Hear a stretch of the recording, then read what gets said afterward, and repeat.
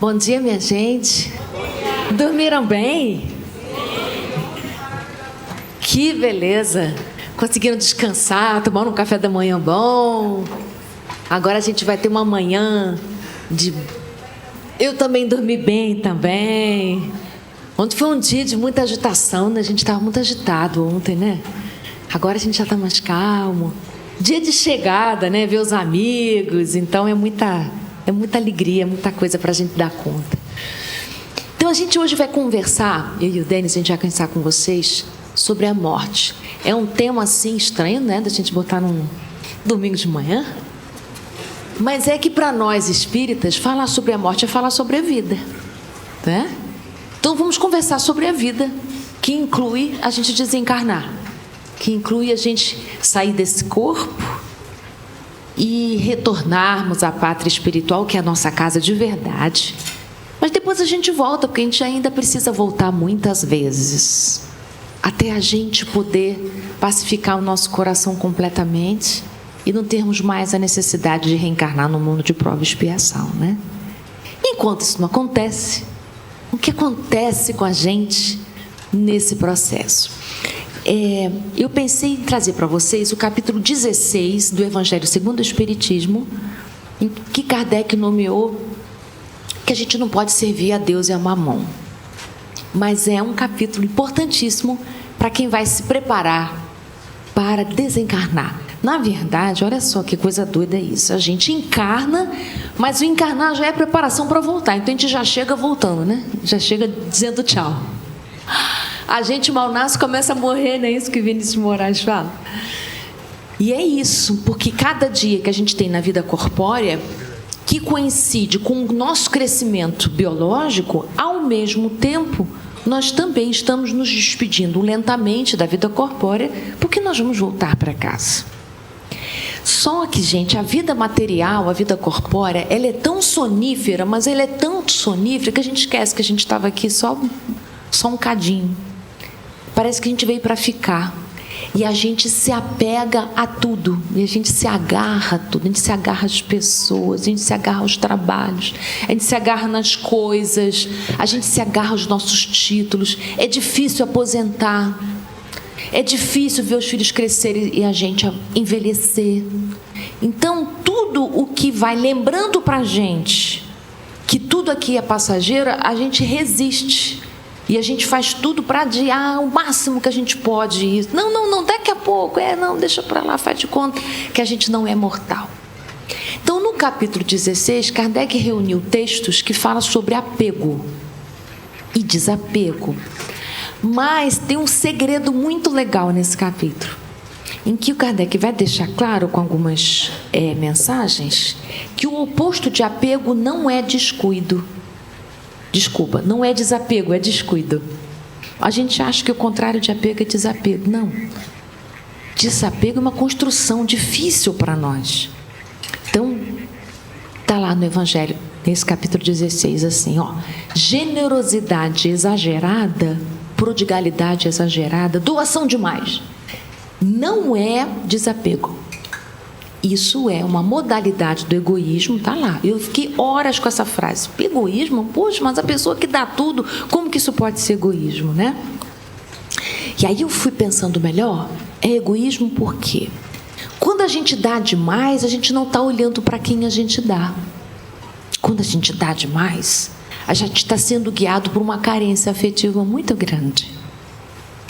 Então, isso no Evangelho tem a palavrinha descuido. Ele, inclusive, diz assim, é falta de juízo. Ou seja, a gente não saber cuidar dos bens que Deus dispensa para a gente. Cuidar deste bem que é o nosso corpo, cuidar do nosso dinheiro, cuidar dos nossos objetos. Cuidar não é se apegar. Então, a preparação do espírito para a desencarnação precisa passar pelo desapego, com o risco e o cuidado que a gente vai ter de não escorregar para o apego e não escorregar para o descuido. Então, se eu tivesse uma linha reta assim, numa pontinha eu botaria o apego, na outra pontinha eu colocaria descuido. E o desapego é esse caminho do meio que o Buda fala tão bem para nós, que Joana de Ângeles vai desenvolver no livro Plenitude. que a gente precisa aprender a se desapegar. Aprender a desapegar não é não ligar. Não ligar é descuidar. Não, eu não ligo para esse corpo, não, gente. Vai morrer mesmo, então precisa, né? Precisa prestar atenção. Não, você precisa prestar atenção. Não se apega, mas presta atenção. Cuida do seu corpo, sim. Porque cuidando desse corpo, você vai poder viver melhor, vai aproveitar melhor a sua encarnação, vai dar conta das suas tarefas, do seu propósito de vida, que eu falei ontem. Então, como é que a gente pode ver se a gente está sendo descuidado? Presta atenção como é que está a sua relação com as pessoas. Será que você está sendo descuidado? Tipo assim, eu não quero incomodar ninguém, aí eu me torno autossuficiente, não compartilho muito, não peço ajuda para não incomodar. Isso é descuido, porque é o orgulho que está falando. Eu, quando digo isso, assim, não vou incomodar o Denis, não vou pedir nada para ele, não, vou me virar sozinho. Tem seu lado bom, que é eu criar autonomia. Mas quando isso é muito frequente, eu nunca peço, eu não dou para ele a oportunidade dele exercitar a caridade comigo, e eu estou dando o recado que eu sou autossuficiente. Mas Deus não nos fez assim. Ele nos fez espíritos em relação. Quem a gente é depende completamente do modo como eu me relaciono com os outros. A gente aprende a falar porque tem os outros. A gente aprende a andar porque tem os outros, senão a gente andaria de 4. E a gente tem linguagem porque tem os outros que falam conosco. Se você nascesse num ambiente que ninguém fala, você não falaria. O fato da gente ter um aparelho fonador, ele dá a possibilidade de falar, mas aprender a falar, eu preciso dos outros. Então nós precisamos muito uns dos outros, não para fazer dependência, apego. Mas eu não posso achar que o fato de criar autonomia significa eu descuidar da minha relação com os outros. Então, entende o que Kardec está desenvolvendo no capítulo 16? Então, ele vai dizer assim, se você leva uma vida de apego, isso paralisa os impulsos do seu coração. Verdade, né? A gente tem um impulso de dar, mas aí o apego vem e diz assim, não, vai faltar. E a gente tem a cultura da escassez, e aí muita coisa vai acontecer com a gente. Então, para a gente poder se preparar para desencarnar, precisa bem viver, precisa de bem sofrer. Não é adorar o sofrimento, não. É aprender a sofrer, como diz o Leon Denis, no livro O Problema do Ser, do Destino e da Dor, ele diz assim, que a gente pode, através da dor, se tornar uma pessoa melhor se a gente entender a mensagem que a dor te dá. Uma das finalidades que o Leon Denis dá para a dor é a gente se libertar dos excessos da vida. Vocês já sentiram dor por causa de excesso? Tipo assim, comeu muita feijoada e deu dor de barriga. Isso é dor de excesso, né?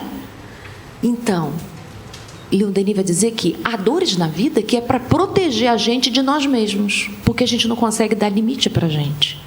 Vive no descuido. Então, como a gente não consegue dar limite para a gente, vem a dor e, bota a gente no prumo. Agora, tem alguns espíritas que falam assim, viu? Deus me mandou essa dor porque eu estava assim, eu estava assim. Não foi Deus que mandou, não, você que se encaminhou para ela. Quem comeu a feijoada? Eu tenho uma amiga que ela cozinha muito bem. Mas muito bem, dessas portuguesas que cozinha gostoso. Ela me contando que o marido dela disse para ela, olha, eu engordo por sua causa. Olha tanto de comida que você faz, olha o tanto de gostoso que essa comida é. Aí ela disse, não, a boquinha é sua, né? Então é isso, né? Às vezes a gente esquece que a boquinha é nossa, e porque o outro faz, dá, doa, eu recebo sem critérios, né? Então, dar e receber, nesse nível evolutivo que a gente se encontra, a gente precisa encontrar um bom equilíbrio. A gente não deve receber demais. A gente precisa limitar também aquele que doa em excesso e dizer, não, já está o suficiente para mim. Esse pedaço aqui eu já posso dar conta, né? Então, a gente recebe o que é necessário, mas a gente diz não para o que é excessivo. Que seja assim para você receber, mas que seja assim também para você dar. Jesus não ensinou a gente dar infinitamente sem limite, né? Ele ensinou que a gente doasse, que a gente tivesse o coração generoso, mas essa generosidade precisa ser inteligente. Essa generosidade precisa ser útil. Então eu preciso saber se o que eu estou dando para o outro tem condição de acolher o que eu estou dando. Então vamos imaginar que você tem 30 laranjas para doar, mas a mão do outro só cabe 2. Então é para você dar quantas? 30 ou 2? Né? Guarda as 28 para um outro, para outros, para tantos. Então a gente precisa começar a olhar esse nosso modo de dar e receber, para a gente não cair no apego que nos aprisiona e nem cair no descuido que depois a gente se arrepende de ter caminhado por aí. Então, o aprendizado do desapego é uma tarefa que a gente tem, acho que para a vida toda, sabe? Minha avó contava, pertinho de desencarnar, sei lá, a gente acho que ela tinha uns 97, ela morreu com 98. Ela tinha uns 97 e ela estava aprendendo Esperanto. Mó barato, autodidata, sabe? Eu não entendo nada de Esperanto. Eu disse, vó, caramba, que você está aprendendo Esperanto, vó. Minha filha, eu estou preparando para a próxima encarnação. Pensou? Eu já volto aqui sabendo Esperanto. Então, isso é um pensamento de desapego. Porque se entende um espírito imortal. Tudo que eu fizer por mim é o meu patrimônio reencarnatório. Então, é para a gente olhar a nossa mochila, né? O nosso patrimônio espiritual que a gente está construindo. O que você está levando na sua mochila? Que bens espirituais você está colocando na sua mochila para você desencarnar e que será o seu patrimônio quando você voltar? Mas a gente também enriquece a nossa mochila no mundo espiritual, né? A gente não fica lá no parque verde, não. Às vezes a gente tem essa impressão, né? Que a gente desencarna, vai ficar no paraíso. Não, a gente continua. Né? A gente continua no trabalho, a gente continua no desenvolvimento moral, intelectual também e afetivo. Né? A gente também desenvolve afeto no mundo espiritual. E se você me perguntar assim, onde que é o mundo espiritual? Aqui. Junto de nós aqui nessas cadeiras, tem vários espíritos também acompanhando o nosso trabalho. Num outro congresso que eu participei, depois na reunião mediúnica, o espírito disse assim para nós: vocês só veem o auditório físico, porque o auditório espiritual tem 4, 5 vezes mais, porque espírito não ocupa lugar físico no espaço. Verdade, né? A gente tem dificuldade de imaginar o que é isso. Um auditório desse repleto de espíritos que estão sendo atendidos, de espíritos que estão aprendendo com a gente, de espíritos que estão nos inspirando no trabalho aqui também. Então, quando a gente faz a harmonização, quando a gente faz a prece, é também em respeito a eles que vieram aqui, tanto quanto nós, no seu esforço e no seu merecimento, aprender. Então, é por isso que a gente pede, desliga o celular, gente. Fica aqui presente, que seu espírito esteja presente onde seu corpo está, né? Deixa daquela porta para fora aqueles babados da casa, né? Eu tenho tanto babado que eu deixei no Rio de Janeiro, no aeroporto mesmo eu deixei, para poder estar aqui. Senão a gente não aproveita, senão a gente não se nutre, né? Então agora eu vou deixar o Denis falar, que eu já falei muito, e a gente volta, né? Até já.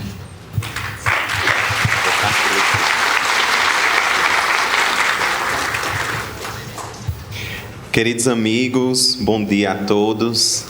É uma alegria agora estar nesta manhã para conversar com vocês sobre o tema antes e depois da morte. Eu que sou suspeito para falar. Ana Teresa sabe, já fizemos algumas lives juntos, né, do projeto. A gente sempre está falando sobre o tema, porque trabalhamos com um projeto nesse sentido, que vamos falar também.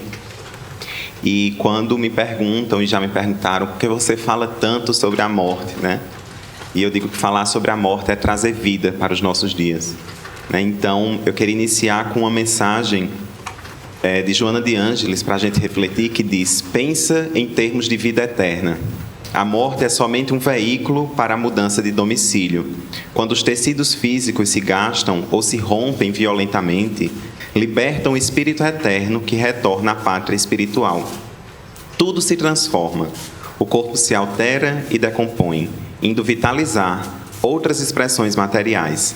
Já o ser espiritual, que nele habita transitoriamente, deixa-o para assumir sua realidade estrutural. Vive, portanto, considerando que a morte pode alcançar-te em qualquer momento, devendo te preparares desde já para a viagem inevitável. Essa última frase que ela traz, né? Vive considerando que a morte pode alcançar-te a qualquer momento. Isso não pode ser motivo de desespero, né? Para nós outros, mas um convite para que a gente possa viver bem, um convite para que a gente possa viver melhor. Tem uma frase de Sêneca que diz: apressa-te a viver bem e pensa que cada dia é, por si só, uma vida. Olha só, apressa-te a viver bem e pensa que cada dia é, por si só, uma vida. Então, se a gente traz isso para o nosso interior, se a gente introjeta essa mensagem, a gente vai tratar melhor os outros, tratar melhor as nossas relações. A gente vai se tratar melhor também, quando a Ana Teresa fala desse cuidado com o corpo, por exemplo. Né? A gente vai dar uma importância muito maior à nossa vida, ao nosso dia, valorizar realmente, acreditando que essa noite bem dormida que vocês disseram que tiveram, né? E hoje acordar e ter a oportunidade de tomar um cafezinho, de vir para um evento como o MIEP, é um milagre e é uma oportunidade de agradecer muito. Então hoje a gente fala sobre a morte no domingo de manhã, que para a gente é extremamente natural, para algumas pessoas não tanto, né? E tem uma pesquisa que eu sempre gosto de lembrar de um cemitério, do Sindicato dos Cemitérios e Crematórios do Brasil, que diz que mais de 80% dos brasileiros acham que não tem nada mais sofrido do que a morte de alguém. Olha só, ainda é muito doloroso para todos nós brasileiros. 79% acha que nunca é a hora certa, né? E quando você fala sobre um dado como esse, você se pergunta: quem somos nós para dizer que não é a hora certa, né? Então, isso aí é bom a gente refletir para ir trabalhando como a gente encara a nossa finitude e a do outro. 63% acha que a tristeza está associada à morte. E também isso é um recado, porque a tristeza está associada à morte, então eu não quero falar sobre tristeza, eu não vou falar sobre morte. Né? No mundo de hoje, de redes sociais, de tantas postagens bonitas e sorrisos, a gente não quer falar sobre algo que é triste. A gente tem dificuldade de estar diante de uma pessoa que está enlutada, que está triste, que está chorando. 48% diz que não está pronto para lidar com a morte de outra pessoa. 30% diz que tem muito medo de morrer. E olha só, dentro desses 30%, eu ainda acredito que tem muitos espíritas. Né? A pandemia trouxe isso para a gente também, nos mostrou o quanto a gente ainda estava ali duvidoso nisso que a gente acredita.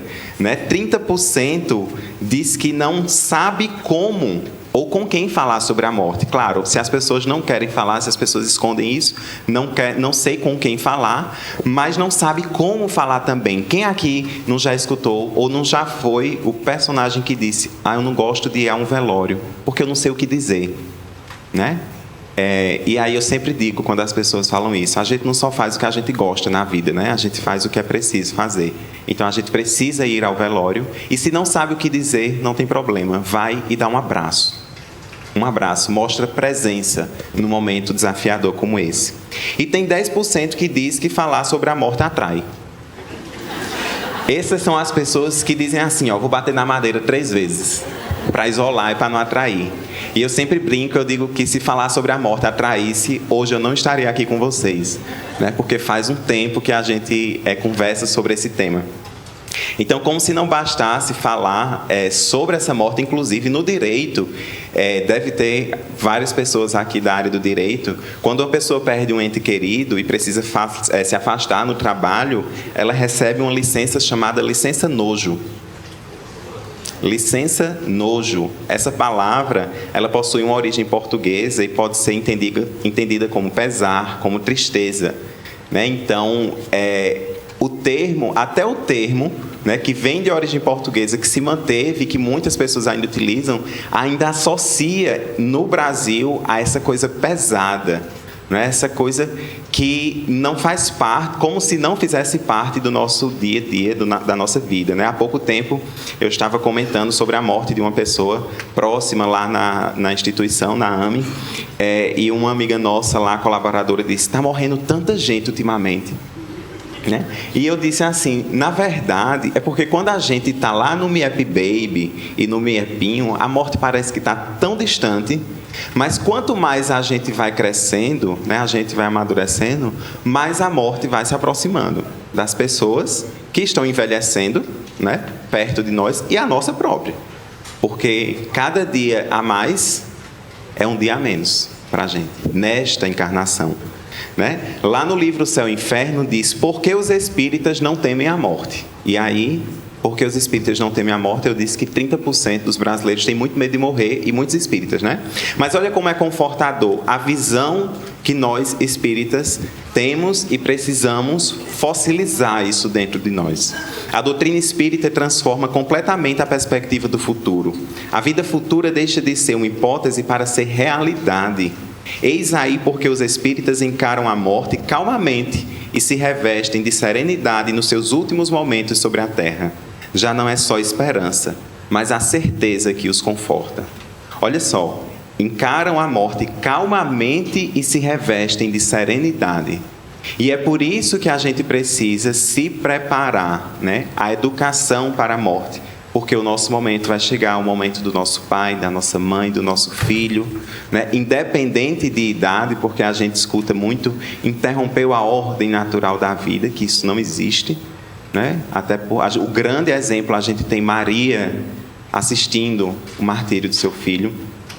E aí a verdade é que falar sobre a morte também, e o nosso tema é antes e depois da morte, falar sobre a morte também nos ajuda a enxergar o que é prioridade na nossa vida. E aí fica a reflexão, se agora esse feriado fosse o seu último carnaval, você teria escolhido vir ao Miep?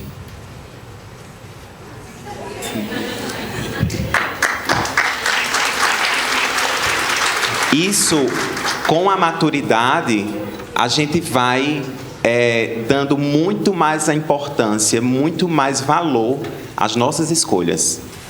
E a gente escolhe com maturidade. E a gente escolhe com certeza de que aquilo é o meu propósito de vida. Né? Eu ganhei um livro de uma amiga que é oncologista, ou seja, lida muito com mortes, né? De doutora Ana Cláudia Quintana Arantes, muitos devem conhecer. A morte é um dia que vale a pena viver. E ela traz uma reflexão lá. Será que um dia as pessoas conseguirão desenvolver uma conversa natural e transformadora sobre a morte? Né? Então é uma conversa natural e transformadora, porque vai fazer eu refletir sobre a minha vida. Será que é uma vida que vale a pena? Eu estou vivendo uma vida que vale a pena? Ou daqui para frente eu preciso fazer alguma coisa diferente? Né? Ela diz: morreremos antes da morte quando nos abandonarmos, e morreremos depois da morte quando nos esquecerem. E as pessoas vão nos esquecer quando nós não formos capazes de tocar o coração delas. Tem uma frase de Oscar Wilde, escritor irlandês, que diz: viver é a coisa mais rara do mundo. A maioria das pessoas apenas existe. Outra reflexão para a gente: você está vivendo ou apenas existindo? Né? Então, isso faz a gente refletir, que eu gosto muito, vou passar rapidamente aqui sobre esses arrependimentos. Né? Eu tive a oportunidade de assistir a uma aula com a escritora do livro, né, os últimos arrependimentos antes de morrer, nos leitos de morte. E o primeiro arrependimento: eu gostaria de ter priorizado as minhas escolhas em vez de ter feito escolhas para agradar os outros. Né? Quem nunca se colocou em plano B, plano C, plano D, sempre fazendo tudo para agradar os outros e não se agradando? 2, eu queria ter demonstrado mais os meus sentimentos. Por medo, por vergonha, por orgulho, por um receio de uma má interpretação. Eu não disse que gostava, eu não disse que amava, eu não disse que aquela pessoa era importante. E às vezes não dá tempo. Não dá tempo nesta encarnação, que é o que ainda dói muito em algumas pessoas, mas espiritualmente sempre é tempo. Né? O 3, eu gostaria de não ter trabalhado tanto. Olha só, eu gostaria de não ter trabalhado tanto. Como a pandemia nos ensinou sobre isso, né? E tem uma frase de Sócrates que diz: cuidado com o vazio de uma vida ocupada demais. Olha só, cuidado com o vazio de uma vida ocupada demais. 4, eu gostaria de ter passado mais tempo com os meus amigos. 5, eu gostaria de ter me feito mais feliz. Olha só, isso é algo que a gente não quer levar para a próxima, né? Tem gente que diz assim: isso eu vou deixar para a próxima. Cuidado com o que a gente deixa, porque na próxima vem o desafio muito maior. Né? Então, eu gostaria de ter me feito mais feliz. Esse não é um sentimento que a gente quer levar.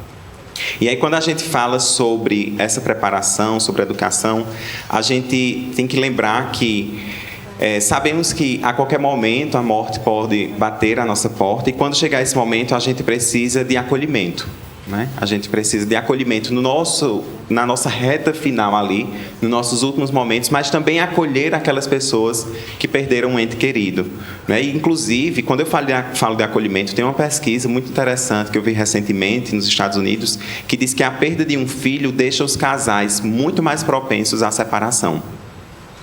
Olha só. Como é desafiador para uma família a perda de um filho.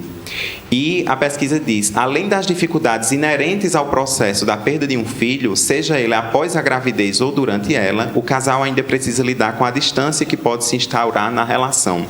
Não é à toa que, segundo os estudos norte-americanos, o número de divórcios entre casais que passaram pela perda de um filho chega a 80%. Olha como é forte isso. Olha como a gente ainda tem tanta dificuldade de lidar com a morte e com o acolhimento ao outro, com o apoio, com o estar junto. De acordo com o levantamento, casais que passaram por um aborto tinham 22% mais chances de se separar do que aqueles que tiveram o filho. O número cresce para 40% entre casais que perderam um bebê ainda no ventre ou depois do nascimento. O estudo foi realizado por uma médica, Catharine Gold, com mais de 3.400 mulheres e foi publicado no Jornal da Academia Norte-Americana de Pediatria. Então, a gente sabe que quando acontece, dói. Dói bastante. E não tem como não sentir. Porque dói, porque aquela vida é importante. Porque aquela pessoa é importante para o nosso dia, para a nossa construção de relacionamentos. Eu sinto... eu lembro que eu vi um depoimento de uma mãe que ela disse o seguinte: eu sinto muita falta do meu filho, mas eu não sinto mais aquela pata de elefante no meu peito. Eu achei essa metáfora, essa comparação muito interessante, porque a gente vai entendendo que quando a gente vai se preparando, quando a gente tem apoio, quando a gente tem acolhimento, a gente sente a dor porque é natural. Eu gosto muito de uma música, eu não sei se é Chico Buarque, que o compositor, mas ele canta Pedaço de Mim. E tem um trecho lá que diz: saudade é arrumar o quarto de um filho que já morreu. Então, quem passa sabe. É muito bom quando a gente tem ali no momento do velório o apoio, o braço dado, mas é muito desafiador quando a gente chega em casa e o quarto está vazio. E a cadeira que a pessoa sempre sentava para jantar não está mais lá, né? Que aquela comida que você colocava ali com tanto amor, não tem mais aquela pessoa para se alimentar, né? Fisicamente falando. Mas em todos os momentos a gente precisa lembrar da presença amorosa de Deus. A gente precisa olhar em tudo, em todos os momentos, e começar a, mesmo em meio à dor, agradecer, reconhecer Deus ao nosso lado. Eu quero que vocês cantem com a gente, porque todo mundo conhece essa música.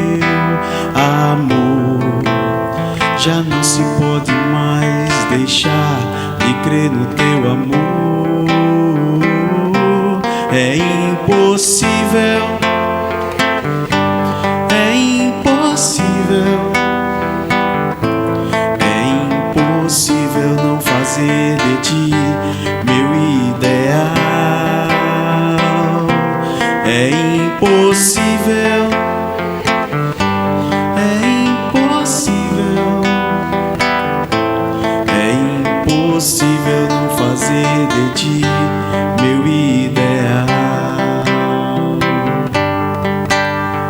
Olho em tudo e sempre encontro a ti. Estás no céu, na terra, onde for. Em tudo que me acontece encontro teu amor. Já não se pode mais deixar de crer no teu amor. É impossível, é impossível, é impossível não fazer de ti meu ideal. É impossível,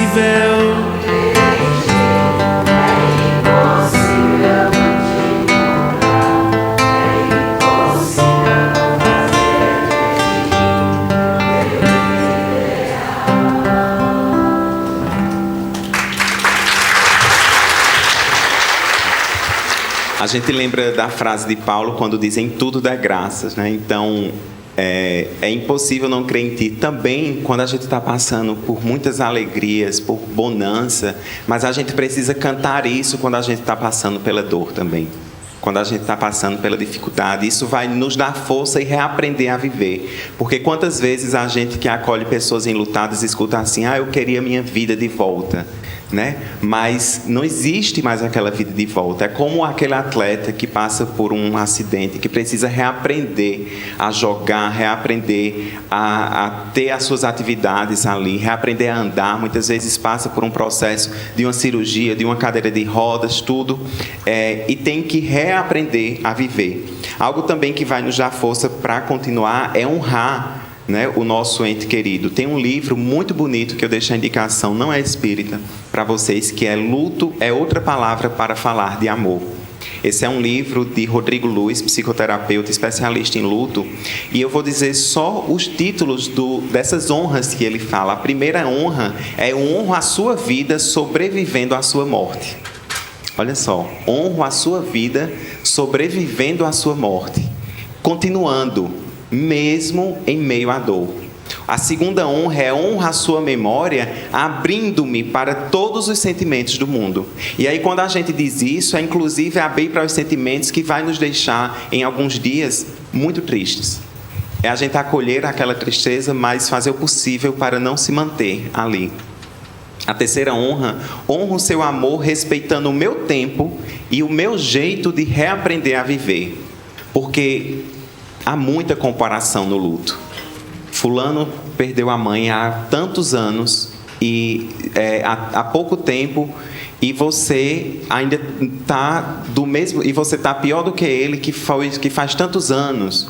Então fica comparando tempo, fica comparando amor, fica comparando as relações, né? Uma mãe que perdeu um filho, outra mãe perdeu outro filho. Eu sei o que você está passando. Não sabe. Cada uma sente de acordo com a relação com aquele filho ali, né? Cada luto é único. Nós atendemos e conhecemos mães, por exemplo, que enterraram 2 filhos. E são lutos diferentes também, né? Vem com uma força muito diferente. A quarta honra: honro a sua marca no mundo, celebrando a vida que tivemos. Então, muitas vezes, a gente fica com aquele momento do velório, da UTI, de determinados momentos muito fortes. E a gente precisa trabalhar para que isso não seja tudo. Ele vai ocupar um espaço no nosso coração, a gente vai lembrar. Mas tem toda uma história para a gente lembrar também, que a gente precisa focar. E a quinta honra é: honra o seu legado, encontrando lugar para você numa vida nova. Na vida nova que eu sei que continua, que você está lá, trabalhando, estudando, se aprimorando, e na vida nova das marcas que você deixou aqui para tantas pessoas. Então, qual é a nossa marca? Quando nós nos despedirmos, qual é a marca que deixaremos? Como é que as pessoas lembrarão de nós outros? Nesse processo também, a gente precisa lembrar sempre da importância da oração. Alírio Cerqueira, ele diz: poucos são aqueles que sabem orar. Orar significa entrar em comunhão com Deus, para absorver as energias refazedoras e podermos transmutar os sentimentos que estão em desequilíbrio. Então, a oração, como a prece que a nossa amiga Rafaela fez, a oração por meio da música, a oração por meio do abraço, muitas vezes o abraço silencioso, porque a gente não tem palavras para falar em determinados momentos. Joselma Coelho conta uma história que ela estava no evangelho, no lar com Chico Xavier, e chegou uma mãe muito desesperada, chorando, que tinha perdido uma filha. E Chico se levanta, abraça ela e começa a chorar. E Joselma começou a pensar, será que ele conhecia ela? Será que ele conhecia a filha, que é a menina que morreu?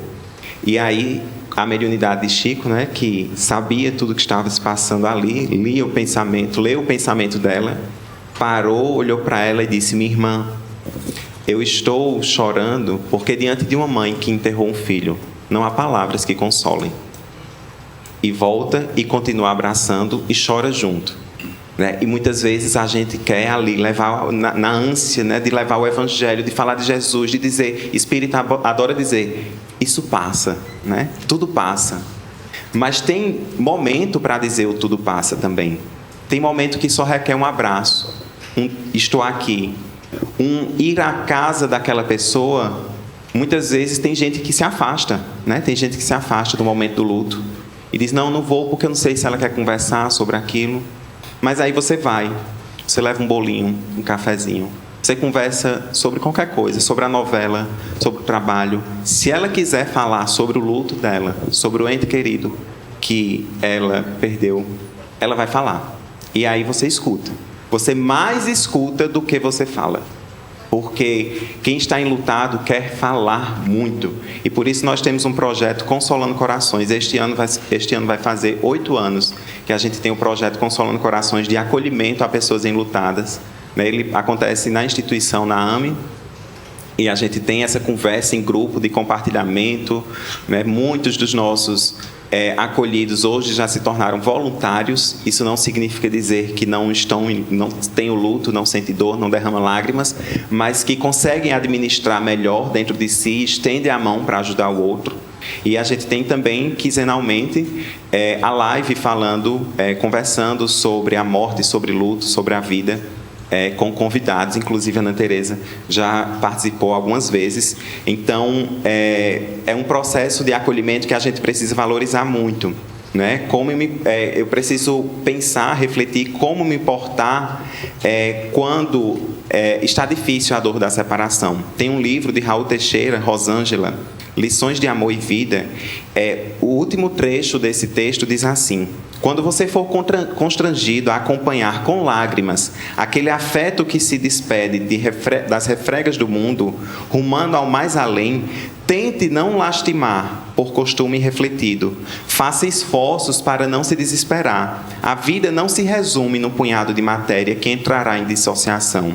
Nem será a vida a conjunção de episódios marcantes ou insignificantes, promotores de espaços, sorrisos e rios de pranto. O destino dos que estão na vida, acanhado do mundo, é vida na amplidão. Mesmo com dores na alma, despeça-se do coração querido com um suave até logo. Porque todos os que se arrastam no terreno lodacento das experiências humanas deverão, a seu tempo, converter-se em seres vivazes, aplanarem altivos sobre as ondas agras das vicissitudes terrenas, no fulgurante voo da imortalidade, como as borboletas, a liberdade, enfim. Então, tem outra frase que eu escutei que é: a saudade, não é que a saudade passa, é a força que aumenta. E essa força para lidar com isso vem justamente de tudo isso, da oração, né, do acreditar mais em Deus, do reconhecer Deus ao nosso lado, mesmo em meio a esses momentos, né, do acolhimento daquele amigo, daquele familiar que está conosco. Então, queridos amigos, vamos falar mais sobre a morte. Vamos acolher a nossa finitude, vamos viver uma vida que vale a pena, com sentido, com propósito, estabelecendo prioridades na nossa vida. E eu acho que o MIEP é um ambiente extremamente propício para a gente refletir sobre: e daqui para frente? Nesses 4 dias de imersão espiritual. A morte, como eu sempre lembro, não é o contrário da vida, a morte é o contrário do nascimento, mas faz parte da nossa grande vida. E para encerrar a nossa conversa, eu trago uma oração na morte do pai de Estevão, ainda Gesiel. Peraí, antes de você contar isso... Pois não, à vontade. Você já vai fechar, não queria retomar. Só uma coisa, eu queria contar para vocês um pequeno episódio sobre isso que o Denis está trazendo. Eu fui acompanhar aquele psicógrafo Orlando Noronha. Sim. Enquanto ele psicografa, oradores vão fazendo palestras, né? E ele me chamou para eu falar. E é uma multidão, é um sofrimento grande, mas eles cantam muito, é um trabalho muito amoroso. Bom, nós trabalhamos ali um dia inteiro, tem pessoas que chegam da fila no dia anterior, é uma comoção muito grande. Foi numa casa espírita.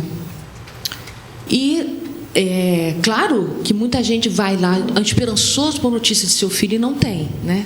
Porque não se comunica quem quer, é quem consegue. E aí, então, terminaram os trabalhos e naquela noite tinha reunião mediúnica na casa. Olha só que relato bonito, né? Para a gente que está olhando o mundo espiritual também. Manifestou-se um jovem dizendo que ele tinha passado o dia conosco naquele trabalho da psicografia, mas que ele estava com um grupo denso, não foi bem essa palavra que ele utilizou, ele não conseguiu entrar na casa onde a psicografia aconteceu. Ele estava do lado de fora e ele não conseguia entrar, energeticamente ele não conseguia entrar, mas ele sabia que a mãe dele estava lá dentro. E de repente uma força imensa o envolveu e ele se viu dentro da casa. E ele descobriu que essa força foi a prece que a mãe dele fez por ele. Tamanho fervor que ela tinha e amor por ele, ele conseguiu entrar. Mas ele não tinha condições psíquicas de se comunicar através do médium. Ele viu tudo. Ele viu a gente, ele viu a mãe, ele viu o médium e tal, mas ele não conseguiu se comunicar. Espíritos amigos da casa o aconselharam a ficar. Então, acabou o evento todo, ele ficou. E aí, na reunião mediúnica, teve condição de ser acolhido e consigo comunicar. Diz para minha mãe que eu estou em recuperação. Foi muito bom a prece que ela fez para mim. Eu estou sentindo um alívio que eu nunca havia sentido. Então, mamães, papais, orem pelos seus filhos, encarnados ou desencarnados. Eles ouvem, sentem e se curam. É isso.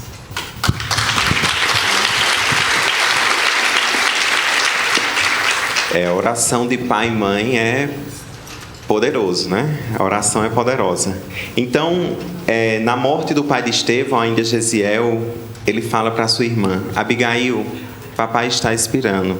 Tem coragem, confia. Não posso acompanhar-te na oração, mas fazes por todos nós a prece dos aflitos, dando mostras de fé invejável em tão amargurada circunstância. A jovem de joelhos fixou longamente o velho pai, cujo peito já não arfava. Depois, erguendo os olhos ao alto, começou a cantar em voz trêmula, porém harmoniosa e cristalina: Senhor Deus, Pai dos que choram, dos tristes, dos oprimidos, fortaleza dos vencidos, consolo de toda dor, embora a miséria amarga dos prantos de nosso erro, deste mundo desterro, clamamos por vosso amor. Nas aflições do caminho, na noite mais tormentosa, vossa fonte generosa é o bem que não secará. Sois em tudo a luz eterna, da alegria e da bonança, nossa porta de esperança, que nunca se fechará. A melhor forma de viver antes e depois da morte é agradecendo ao Pai pela vida, é clamando a Deus que nos dê força para continuar. Eu vou pedir a técnica para baixar um pouquinho a luz. E agora cantem por todos aqueles entes queridos de vocês.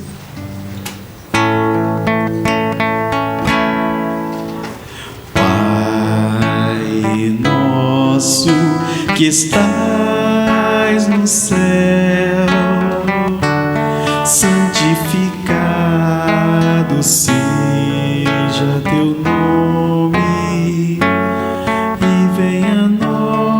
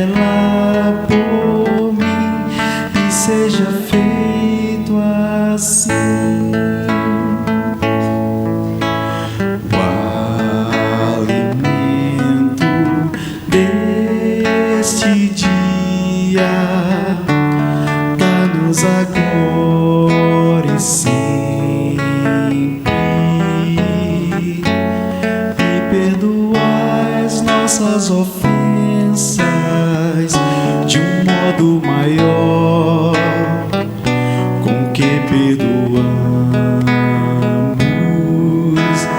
Pai,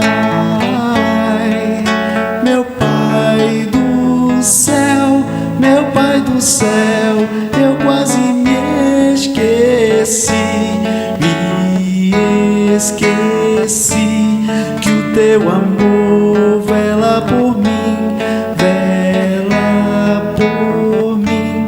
e seja feito assim.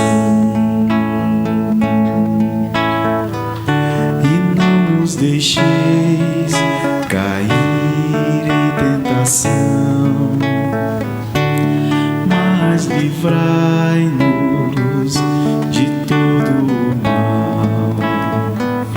Laia, laia, laia, amém. Gente, que Jesus abençoe o coração e abrace o coração de cada um de vocês e de todos aqueles que vocês pensaram nesse momento da oração. Muito obrigado.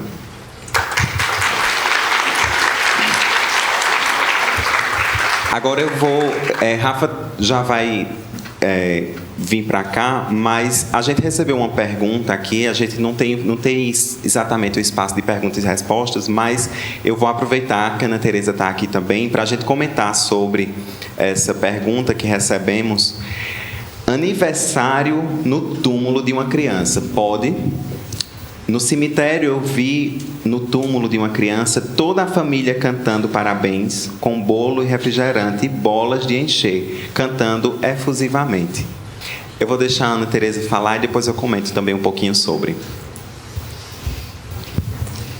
Pode ou não pode? Quem somos nós para dizer o que pode, né? Cada família tem sua crença, sua cultura, seus valores. A gente precisa respeitar isso. Pode acender a luz do público, gente. Poder ver. Então a gente precisa respeitar o tempo de cada um, né? O tempo também daqueles que não conhecem a vida espiritual, que estão absorvidos completamente pela vida material. Agora vamos pensar espiritualmente para isso. Essa criança que desencarnou, provavelmente a gente talvez já nem não esteja ainda tão criança assim, porque o que acontece quando a criança desencarna? Ela fica um tempo ainda ali, criança, e é acolhida por um grupo de cuidadores de crianças, evangelizadores de crianças, espíritos da família e espíritos cuidadores das crianças. As crianças não ficam soltas no espaço, não, gente. As crianças desencarnadas são acolhidas. E aos poucos vai retomando o seu estado natural, porque o estado natural nosso é esse, né? Adulto, tá? Para poder se preparar para uma nova encarnação. Tu imagina, você nesse processo de transformação, a sua família lá no seu caixão, né? Com bola de encher. Então, se esse espírito for de alguma maneira já esclarecido, já entendeu, ele é capaz de olhar para aquilo e não se contaminar e não se perturbar. Mas talvez uma grande parte, eu não sei quanto tempo entre a morte e esse dia de aniversário aconteceu, perturbe o espírito intensamente. Porque o que acontece com quem desencarna? Quanto melhor ficam os encarnados, os que ficaram aqui, melhor ele fica também. Não quer dizer que a gente não possa chorar. Mas se o desencarnado está vendo que seus entes queridos estão num sofrimento imenso, agarrado aos despojos, agarrado ao aniversário, agarrado a essas coisas, ele também entra em sofrimento. Uma amiga minha, o marido dela faleceu há pouco tempo, e aí cremaram o corpo dele e está num potinho de vidro na casa dela. Eu também acho isso complicado, se deixar o potinho de vidro com o pozinho dentro de casa. Por que não joga no mar, na floresta, né? Você liberar, solta seu desencarnado, ele precisa seguir viagem, né? E aí ela disse assim, aquele homem tão forte, tão poderoso, tão meu amigo, tão tudo meu, como assim virou pó? Eu falei, você está dizendo virou pó se você achar que ele é isso. Ele não está nesse potinho de vidro, pensa bem. Esse homem tão grande, tão forte, você acha que Deus faria isso com a gente? Depois de tanta grandeza, ficar dentro de um pote de vidro, pensa. Ele já transcendeu, minha amiga. Ele continua forte, grande, e olha para você até com compaixão. Aí ela acha que eu estou dentro do potinho, né? Então a gente vai dando esses passos. Então, pode comemorar aniversário, tantas maneiras legais de a gente comemorar aniversário, né? Vamos comer aquela comida gostosa que a nossa criança gostava de comer? Vamos naquele parque que a gente levava ela? Não é? Vamos fazer uma oração? É assim. É assim que quem conhece as verdades espirituais e vive a vida como espírito imortal, lida com o momento da passagem. Excelente. Inclusive, quando eu vi essa pergunta, eu lembrei numa das nossas lives que perguntaram sobre um jovem que a mãe tinha falecido e perguntando também se podia, né, que ele dormia com, sabe aquelas camisas que o pessoal coloca a foto do desencarnado, né, uma homenagem, te amo eternamente e tal, e ele todas as noites dormia com aquela camisa. E aí me perguntando, né, pode ou não pode, Denis? Eu disse, bem, pode e não pode, né? Assim, depende. Primeiro a gente falar sobre isso, mas eu disse, olha só, na verdade, qual é o sentimento daquela pessoa ao dormir com aquela camisa, né?